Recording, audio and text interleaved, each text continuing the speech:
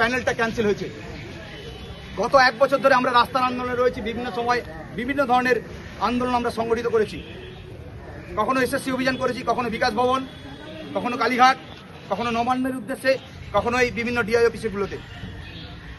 আপনারা অবগত থাকবেন, আমরা সম্ভবত সেই 11ই এপ্রিল এই কসবা ডিআই অফিসে আমরা এসেছিলাম।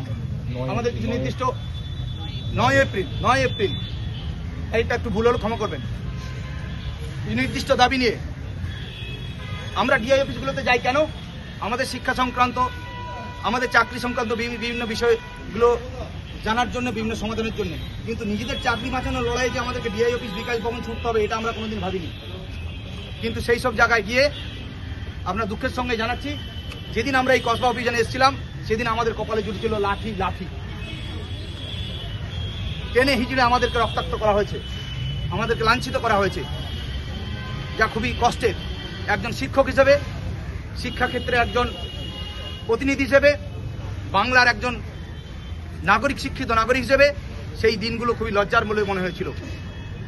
কিন্তু আজকে একটা কথা না বলেই থাকতে পারছি না। আপনারা জানেন এই কয়েকদিনে যেটা বহুল প্রচলিত এবং ঘটেছে আলোচিত বিষয় কসবা ধর্ষণ কাণ্ড, সেটাও একটা শিক্ষাঙ্গনেই হয়েছে, আইন কলেজে হয়েছে। তাই আমরা যোগ্য শিক্ষক হিসাবে এই ঘটনার তীব্র নিন্দা জানাই, তীব্র প্রতিবাদ জানাই। এক তো শিক্ষাঙ্গনগুলোতে যোগ্য শিক্ষক নেই, বাচ্চারা শিক্ষা পাচ্ছে না, বিভিন্ন বিষয় থেকে শিক্ষা পেতে বঞ্চিত হচ্ছে, তারপরে তারা নির্ভয়ে শিক্ষাঙ্গনে যেতে পারছে না। এই কথায় সেই দানবের দল, এই কথায় সেই ধর্ষণকারীরা কখন স্কুলে, কলেজে, বিদ্যালয়ে তাদের থাবা বসাবে? এর দায় কি রাজ্য সরকারের নয়? আমাদের চাকরি চলে যাওয়ার দায় যেমন রাজ্য সরকারের, শিক্ষাঙ্গনগুলোকে দুর্নীতিমুক্ত করা, শিক্ষাঙ্গনগুলোকে নিরাপদ করাও এই রাজ্য সরকারের দায়িত্বের মধ্যেই পড়ে। আমাদের একটা প্রশ্ন থাকবে, যে পুলিশ প্রশাসন নির্বিচারে আমাদের উপরে লাঠি চালিয়েছিল, লাঠি দিয়েছিল, সেই পুলিশ প্রশাসনের থানার এত সামান্য দূরত্বে কি করে এত বড় একটা নারকীয় ঘটনা ঘটে? প্রশ্ন তো আমরা তুলবো, শিক্ষক হিসেবে এই প্রশ্ন আমরা তুলবো। এখানে আমরা নীরব থাকতে পারি না, কারণ ঘটনাগুলো আমাদের মধ্যে ঘটছে। শুধু আমাদের মধ্যে জন্য, এই শিক্ষাঙ্গনে না ঘটলেও সমাজের অন্য ক্ষেত্রে ঘটলেও আমরা এইভাবেই প্রতিবাদ জানাবো। কেন? যদি এইগুলো প্রতিবাদ না জানাই তাহলে আমাদের ছেলেমেয়েরাও তো পড়াশোনা যাবে, আমার পাশের বাড়ির ছেলেমেয়েরা যাবে, সমাজের অন্যান্য অংশের ছেলেমেয়েরা যখন শিক্ষাঙ্গনে যাবে তাদেরকে কি ধর্ষিত হতে হবে, লাঞ্ছিত হবে, যৌন নির্যাতন হতে হবে? পুলিশ প্রশাসন, রাজ্য সরকার কোথায়? তাহলে আমরা চাকরি করব যোগ্যতার ভিত্তিতে, সেখানে চাকরি হারাবো, তার জন্য লাঞ্ছিত হব, লাঠি খাবো। আর যারা শিক্ষা নেওয়ার জন্য বিদ্যালয়ে যাবে, কলেজে যাবে, ইউনিভার্সিটিতে, তাদেরকে ধর্ষিত হতে হবে। রাজ্য সরকারকে জবাব দিতে হবে, পুলিশ প্রশাসনকে জবাব দিতে হবে।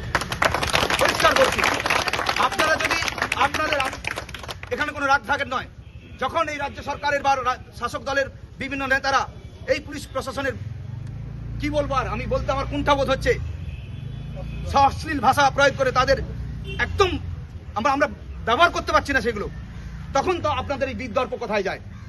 আপনাদের যত সাহসিকতা, যত বিদ্যর্প কি এই নিরীহ শিক্ষকদের উপরে, যারা এক বুক যন্ত্রণা নিয়ে সারা গত 1 বছর ধরে ঘুরে বেড়াচ্ছে, তাদের কোনো অপরাধ না থাকা সত্ত্বেও যে আমার চাকরিটা কেন গেল? আমরা তো এই প্রশ্ন রাজ্য সরকারের কাছেও করি, এই প্রশ্ন আমরা বিচার ব্যবস্থার কাছেও করি, যে আপনি কেন আমাদেরকে টেন্টেড বলতে পারলেন না, কেন আমাদেরকে আনটেন্টেড বলতে পারলেন না, কেন আমাদেরকে দাগিয়ে দিয়ে গেলেন not specifically found to be tainted?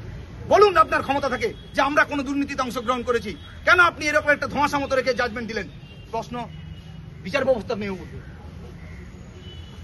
এই যন্ত্রণার যতদিন না নিরসন হবে, যতদিন না আমাদের সন্তান সম কচিকাচা ওই বাচ্চাদের কাছে বিদ্যালয়ে ফিরে যেতে পারছি, ক্লাসরুমে গিয়ে চক ডাস্টার ধরতে পারছি, এই লড়াই কিন্তু আমরা জারি রাখবো।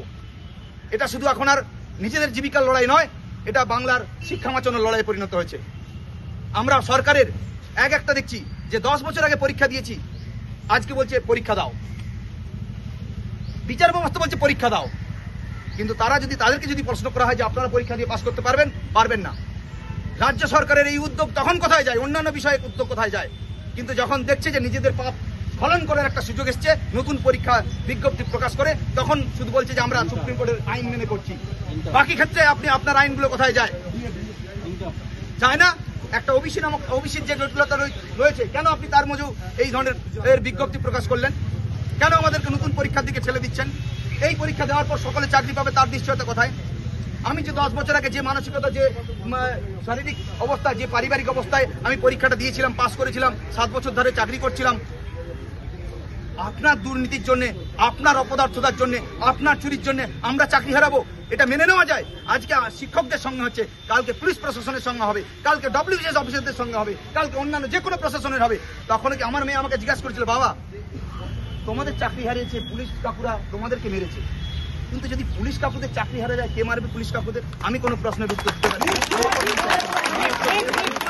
আমার মেয়ের প্রতি, আমার 9 বছরের মেয়ের এই প্রশ্নের উত্তর আমি দিতে পারিনি। এই জন্য সেই প্রশ্ন যে বলে যে যখন কেউ মারে তখন আমি রামচন্দ্রের শরণ নিই, কিন্তু যখন রামচন্দ্র মারে তখন আমি কার শরণ নেব? পুলিশ প্রশাসন আমাদের মারছে, আমরা লাঠি খাচ্ছি। ওনারাও হয়তো অনুতপ্ত, জানি না অনুতাপ ওনারা করছেন কিনা, কেন আমরা জানি, আমরা খোঁজ রেখেছি। ওনাদের বাড়ির অনেকেই আত্মীয়রা, অনেকেই মা বোনরা, ভাইরা আমাদের এই প্যানেলে রয়েছে, তারাও চাকরি হারিয়েছে। এ বড় লজ্জার, এ বড় কষ্টের। বাংলা কোন দিকে যাচ্ছে? আমরা ভাবতে অবাক হচ্ছি যে এই বাংলাতে বিদ্যাসাগর জন্মেছে। বিকাশ ভবনের সামনে যে মূর্তিটা দাঁড়িয়ে রয়েছে, বিকাশ ভবনের সামনে বিদ্যাসাগরের মূর্তি। বিদ্যাসাগর কি শিখছে? শিরদাঁড়া সোজা করে চলবে, সৎ পথে চলবে। পরের দ্রব্য না বলিয়া লইলে চুরি করা বলা হয়, আমরা পড়েছি। কিন্তু এই রাজ্য সরকার পরের দ্রব্য না বলে অন্যকে দিয়ে দিয়েছে। কিসের জন্য? টাকার বিনিময়। আর আমরা প্রতিবাদ করতে গেলে দাগিয়ে দেওয়া হয়, আমাদের প্রতিবাদকে দমানোর চেষ্টা করা হয়, লাঠি প্রয়োগ করা হয়। এই কি আমার পাওনা? তাহলে বারবার আমরা যেন ভাবতে বাধ্য হচ্ছে, এই বাংলায় জন্মে কি আমরা পাপ করেছি, অন্যায় করে ফেলেছি? রাজ্য সরকার কি এর দায় নেবে না? রাজ্য সরকার কি এর ব্যবস্থা কোনো সুরাহা করবে না? অন্যান্য বিষয়ে তাদের যতটা উদ্যোগ থাকে, কেন আমাদের ক্ষেত্রে তত উদ্যোগ নেই? কেন সবসময় বারবার চাল কাকড় মিশিয়ে দেওয়ার ব্যবস্থা করা হয়? কেন ওনারা পরিচ্ছন্ন লিস্ট দিয়ে সেই হাইকোর্টে আমাদেরকে আটকে দিলেন না যে এই আমার অযোগ্য, এই আমার যোগ্য? কেন করলেন না? এতদিন হয়ে গেল গড়িমসি করছেন। আমরা যখন এসএসসি চেয়ারম্যানের সঙ্গে সাক্ষাতে গিয়েছিলাম, এই মাসের 2বার গিয়েছিলাম, উনি বলছেন আপনারা লিস্ট নিয়ে কি করবেন? আরে লিস্ট নিয়ে করব কি?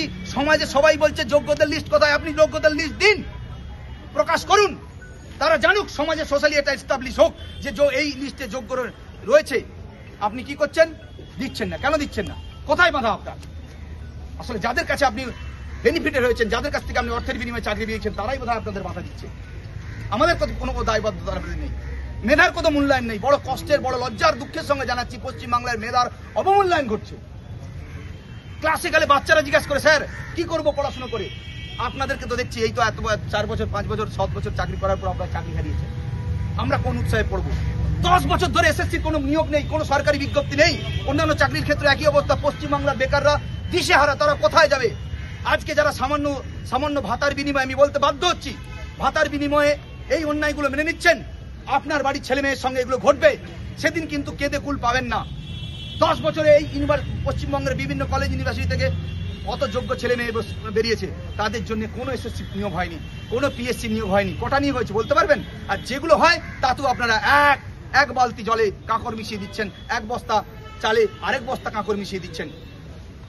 তারপরে বলেন বিচার ব্যবস্থা নির্ভর করে। আরে আপনারা যদি চুরি না করতেন তাহলে আজকে এই পরিস্থিতি হতো না। আপনাদের দায়, 1 নম্বরে যদি কেউ দায়ী থাকে সেটা রাজ্য সরকারের। রাজ্য সরকারের এই প্রতিষ্ঠানগুলো, মধ্যশিক্ষা পর্ষদ, বিকাশ ভবন এবং এসএসসি, আপনাদের সম্মিলিত প্রচেষ্টায় চুরি হয়েছে। আর যে চুরির দায় বাল্মীকি নেয়নি, বাল্মীকির পরিবার নেয়নি। সে বলেছিল বাল্মীকি তার পরিবারকে যে আমি যে চুরি করে ডাকাতি করে তোমাদেরকে ভরণ পোষণ করি, তোমরা কি এই পাপের দায় নেবে?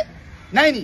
তাহলে কি করে আপনারা এক্সপেক্ট করে এই যোগ্য শিক্ষকরা, বাংলার মেধাবী শিক্ষকরা, তারা আপনারা এই সরকারি চুরির দায় নেবে? আমরা নেব না। আমাদের ন্যায্য, আমাদের যোগ্যতায় পাওয়া চাকরি আমাদেরকে ফিরে দিতে হবে। এই বয়সে এসে কোনো রকম পরীক্ষা ব্যবস্থায় আমরা যেতে চাইছি না। আর ধরুন 50% পরীক্ষা দেওয়ার পর চাকরি পেল না, তাদের কি অবস্থা হবে? তারা বাকি জীবনটা কষ্টে একদম